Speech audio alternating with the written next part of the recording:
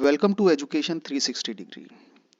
बच्चों, उम्मीद है कि आपकी पढ़ाई बहुत अच्छे से चल रही होगी और आप आने वाले सीबीएसई एग्ज़ाम की तैयारी बहुत अच्छे से कर रहे होंगे। देखिए, हमने सीबीएसई एग्ज़ाम को टारगेट करते हुए ये जो नई सीरीज़ निकाली है जिसमें हम कार्टून बेस्ड क्वेश्चंस पर चर्चा कर रहे हैं, इसी कड़ी में हम लोगों का अगला जो कार्टून है वो ये है। देखिए, ये कार्टून आप लोगों के सामने है और ये सत्ता के वैकल्पिक केंद्र इस चैप्टर से रिलेटेड कार्टून है। इस चैप्टर के अंदर चीनी जो अर्थव्यवस्था है, चीन को जो महाशक्ति बन रही है, उस चीन से रिलेटेड है ये। देखिए, इस कार्टून के अंदर आपको जैसा कि नजर आ रहा होगा, एक साइकिल है और साइकिल के ऊपर लिखा हुआ है चीन। यानी ये साइकिल जो है वो रिप्रेजेंट कर रही है चीन को। अब इस कार्टून में और सबसे ज्यादा इम्पोर्टेंट अहम बात क्या है? देखिए, साइकिल के यदि दोनों पहियों को आप देखें तो आप कुछ अलग सी चीजें नजर आ रही होंगी आपको। सबसे पहले हम साइकिल के अगले पहिए की बात करते हैं। देखिए, साइकिल का जो अगला पहिया है, ये इसके अंदर एक रेड कलर से जो सिंबल नजर आ रहा है आपको, दराती और हथौड़ा, ये जो सिंबल है, ये सिंबल साम्यवादी व्यवस्था का प्रतीक है। और चीन में, जैसा कि आपको पता है, 1949 में 1949 में साम्यवादी क्रांति हुई थी और साम्यवादी क्रांति के बाद वहां चीनी अर्थव्यवस्था को साम्यवादी सरकार चला रही थी। तो ये जो पहला पहिया है साइकिल का, ये साम्यवादी व्यवस्था के बारे में रिप्रेजेंट कर रहा है। चीन की जो अर्थव्यवस्था है उसका एक पहलू साम्यवादी अर्थव्यवस्था है।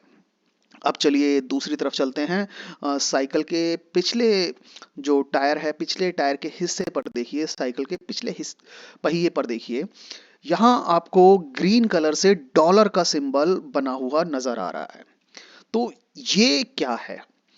देखिए, चीन में 1949 की साम्यवादी क्रांति के बाद वहां साम्यवादी सरकार स्थापित हुई, लेकिन धीरे धीरे कर कर चीन ने अपने आप को बदलते समय के अनुरूप अपनी अर्थव्यवस्था में खुलेपन की कुछ नीति अपनाई, अपनी अर्थव्यवस्था के दरवाजे दूसरे देशों से व्यापार करने के लिए खोल दिए, जैसा कि पूंजीवादी व्यवस्था में होता है।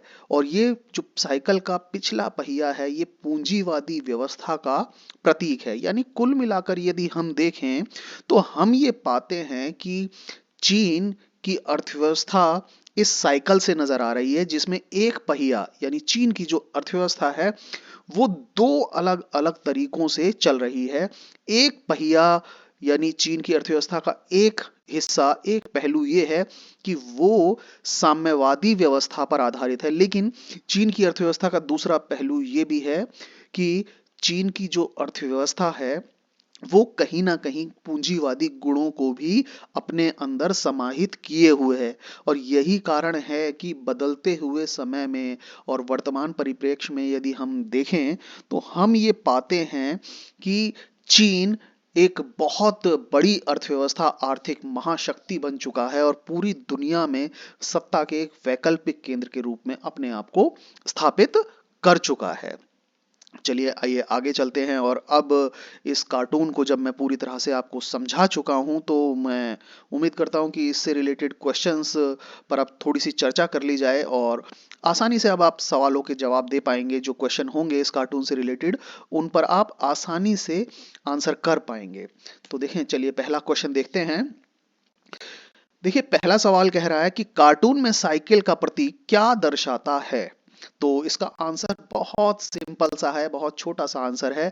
कार्टून में साइकिल का प्रतीक चीन की अर्थव्यवस्था को दर्शाता है। अभी जब मैं आप लोगों को ये कार्टून समझा रहा था तब मैं आपसे डिस्कस कर रहा था कि ये जो साइकिल है ये चीनी अर्थव्यवस्था को रिप्रेजेंट कर रहा है। ये साइकिल चीन की अर्थव्यवस्था के बारे में है और इस चीन की जो साइकिल है, ये जो साइकिल है, इस साइकिल से हमें सीधे सीधे चीन की अर्थव्यवस्था के बारे में जानकारी मिलती है। तो इस क्वेश्चन का आंसर सिंपल सा है। कार्टून में साइकिल का प्रतीक जो है वो चीन की अर्थव्यवस्था को दर्शा रहा है। अब देखें, अगला क्वेश्चन हम लोग ले लेते हैं। क्वेश्चन नंबर 2, प्रस्तुत कार्टून में चीन की किस नीति को दर्शाया गया है?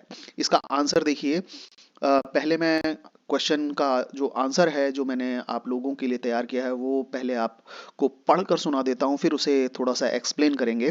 देखिए, कार्टून में चीन के दोहरेपन को दर्शाया गया है, जिसके अंतर्गत चीन ने पूंजीवादी और समाजवादी दोनों को मिलाकर, यानी जो दो व्यवस्थाएं हैं, पूंजीवादी और समाजवादी, इन दोनों व्यवस्थाओं को मिलाकर अपने देश की अर्थव्यवस्था का विकास करना शुरू किया। और चीन एक ऐसी जबरदस्त आर्थिक महाशक्ति बनकर उभरा है कि सभी उसका लोहा मानते हैं।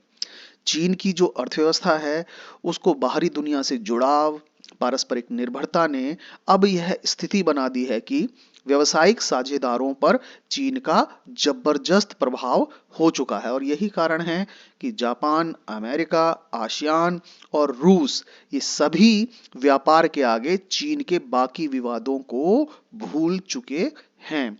देखिए, ये जो कार्टून है, ये कार्टून चीन के दोहरेपन को दर्शाता है कि किस तरीके से पूंजीवादी व्यवस्था और पीछे का पहिया पूंजीवादी व्यवस्था को रिप्रेजेंट कर रहा है और अगला पहिया साम्यवादी यानी समाजवादी व्यवस्था को रिप्रेजेंट कर रहा है। और चीन ने अपनी अर्थव्यवस्था का विकास करने के लिए इन दोनों ही बातों को मिलाया। यहाँ चीन ने साम्यवादी व्यवस्था के गुण भी अपनाए, लेकिन धीरे धीरे कर कर समय के बदलते परिप्रेक्ष्य में जैसे जैसे समय परिवर्तित हुआ, इसने पूंजीवादी जो अर्थव्यवस्था होती है उसके गुणों को भी अपने अंदर समाहित करने का प्रयास किया। और उन चीजों को लेकर समाजवादी यानी साम्यवादी जो अर्थव्यवस्था है उसके गुण और पूंजीवादी जो अर्थव्यवस्था है उसके गुण, दोनों के गुणों को मिलाकर अपनी अर्थव्यवस्था का इसने विकास करना शुरू किया। और धीरे धीरे कर कर चीन एक ऐसी आर्थिक महाशक्ति बना जिसका आज पूरी दुनिया में डंका बचता है। और चीन की जो अर्थव्यवस्था है उसका बाहरी दुनिया से जुड़ाव हुआ। देखिए, जो सोवियत संघ था, सोवियत संघ, यूएसएसआर का विघटन क्यों हुआ? क्योंकि वहां की अर्थव्यवस्था धीरे धीरे कर कर वीक होती चली जा रही थी शीत युद्ध के कारण। शीत युद्ध में अर्थव्यवस्था का फोकस सिर्फ और सिर्फ अमेरिका से लड़ने यानी अमेरिका से मुकाबला करने की तरफ था, जबकि बाहरी दुनिया से उनका कनेक्शन एकदम कटा हुआ था। लेकिन यहाँ चीन ने अपनी अर्थव्यवस्था का विकास करने के लिए बाहरी दुनिया से जुड़ाव बनाए रखा, जुड़ाव बनाने का प्रयास किया। और उसके बाद पारस्परिक जो निर्भरता थी और उस निर्भरता की स्थिति को भी चीन ने खूब अच्छे से बनाए रखा। चीन पर बहुत सारी कंट्रियां पूरी तरह से निर्भर थीं और इस वजह से जितने भी इसके साथ व्यापार करने वाले देश थे उन देशों पर चीन का बहुत जबरदस्त प्रभाव हुआ। और इसी कारण से जब चीन की अर्थव्यवस्था पूरी तरह से एक आर्थिक महाशक्ति बन गई, इसी कारण से जापान, अमेरिका, आसियान या रूस, इन सभी देशों ने सिर्फ चीन को व्यापार की दृष्टि से अहम माना और इन्होंने कोशिश की कि चीन के साथ व्यापार किया जाए, इसे किसी भी विवाद के लिए परेशान ना किया जाए, इसके ऊपर किसी भी प्रकार की इसकी आलोचना ना की जाए। और इन सभी बड़े बड़े देशों ने भी सिर्फ चीन को व्यापार की नज़र से देखा और चीन के साथ व्यापार करना ज़्यादा उचित समझा। और यही कारण है कि आज ये बड़े देश भी चीन की बहुत बड़ी बड़ी गलतियों को, विवादों को कहीं ना कहीं इग्नोर करते हैं। क्योंकि आज चीन आर्थिक महाशक्ति के रूप में अपने आप को स्थापित कर चुका है, जिस पर बहुत सारे देश निर्भर हैं। चलिए देखें तीसरा सवाल, अब हम चर्चा कर लेते हैं। दूसरे सवाल पर हम लोगों ने थोड़ा ज़्यादा वक्त ले लिया। चीन अपने आर्थिक विकास हेतु क्या क्या किया? चीन ने अपने आर्थिक विकास के लिए क्या क्या किया? देखें, चीन ने अपने आर्थिक विकास के लिए खुले द्वार की नीति अपनाई, विशेष आर्थिक क्षेत्र का निर्माण किया, कृषि और उद्योगों का इसने निजीकरण भी किया। यानी खुले द्वार की नीति, अपनी अर्थव्यवस्था के दरवाजे दूसरे देशों से व्यापार के लिए खोल दिए। विशेष आर्थिक क्षेत्र का निर्माण किया, विशेष आर्थिक क्षेत्र के निर्माण के अंतर्गत इसने व्यापार करने के लिए एक आर्थिक क्षेत्र बना लिया अलग से। कृषि और उद्योगों का इसने निजीकरण किया, अपने कंट्रोल से हटा दिया सरकार ने कृषि और उद्योगों को, और कृषि और उद्योगों को निजीकृत कर दिया गया। ये क्वेश्चन नंबर 3 था।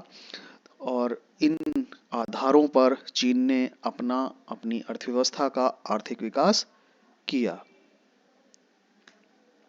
आइए चलिए अगला सवाल अब हम देख लेते हैं। क्वेश्चन नंबर 4, किन्हीं दो उदाहरणों की सहायता से दर्शाएं कि चीन ने अपनी अर्थव्यवस्था को दूसरे देशों के लिए कैसे खोला। तो यहाँ हम लोग एग्जाम्पल ले लेते हैं। 1900 यहाँ दो की जगह मैंने तीन उदाहरणों पर चर्चा करी है। जैसे 1971 में अमेरिका से संबंध बनाकर अपनी राजनीतिक और आर्थिक जो एकांतवास था, चीन ने पूरी तरह से खत्म कर दिया।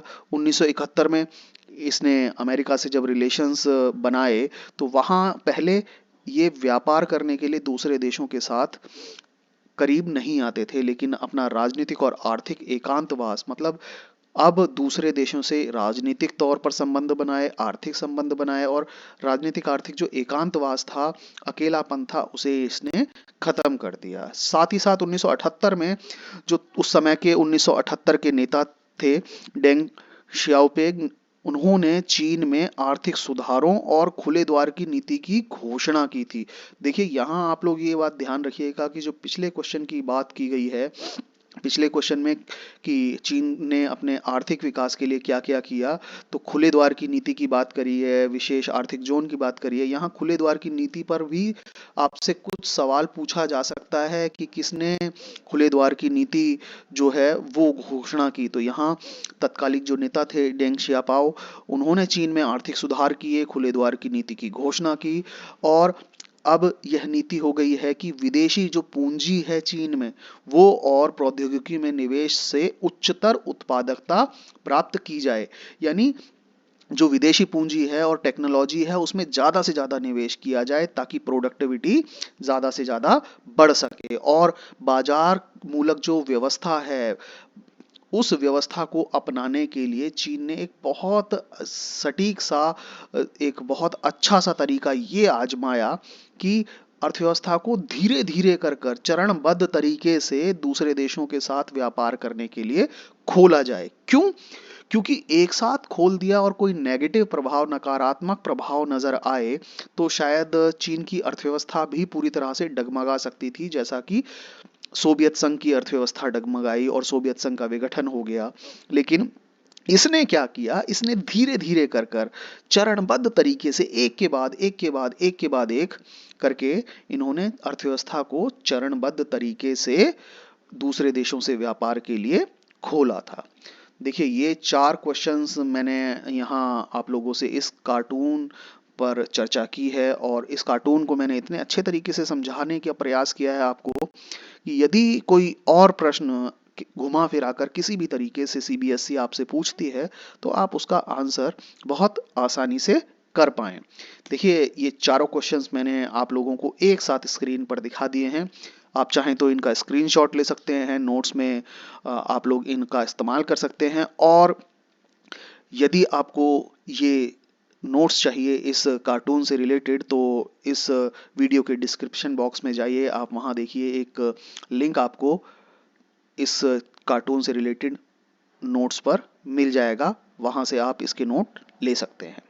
उम्मीद करता हूँ आप लोगों को ये कार्टून पूरी तरह से समझ आया होगा, और अब यदि सीबीएसई किसी भी प्रकार का कोई घुमा फिरा कर प्रश्न यदि इस कार्टून से संबंधित आपसे पूछती है तो मुझे पूरी उम्मीद है आप उसका आंसर कर पाएंगे। अब अगले वीडियो में मिलेंगे बेटा, अगले कार्टून पर अब हम चर्चा करेंगे। तब तक के लिए धन्यवाद।